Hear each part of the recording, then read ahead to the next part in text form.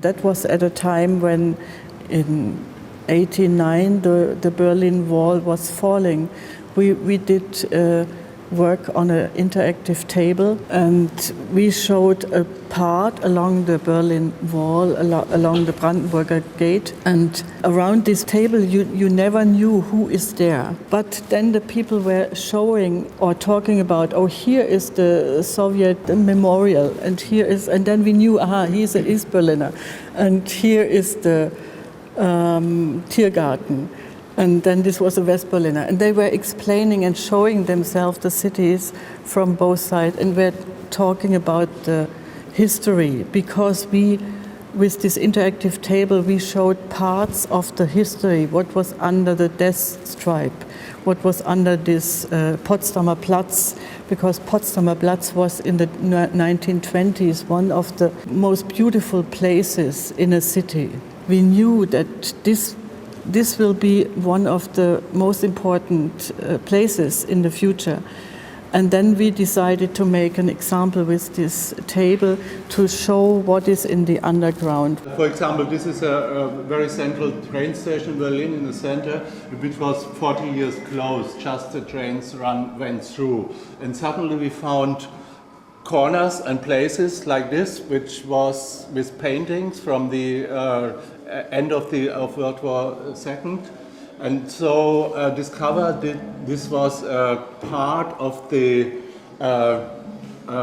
Hitler's headquarter bunker. What was hidden in bunkers, nobody saw that because it was under this death stripe, and it was out of our minds. And you saw from the Nazi era, we wanted to show what that is our common past, and we have to learn from each other.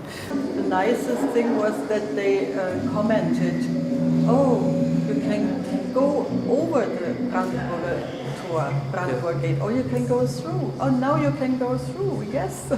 You know, the wall was open already, but they were not used to see that from this perspective, and they were not used to see also what is under the death strip, like these images we were found when we did this research.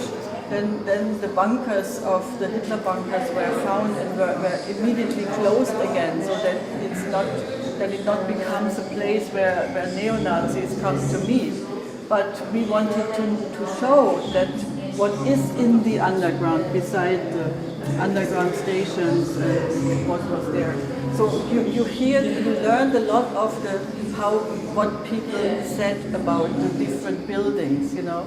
And the East Berliners learned from the West Berliners about Tiergarten and the buildings there, and the West Berliners learned from the East Berliners about buildings you never knew about, because they were not in East Berlin, they were not on a map.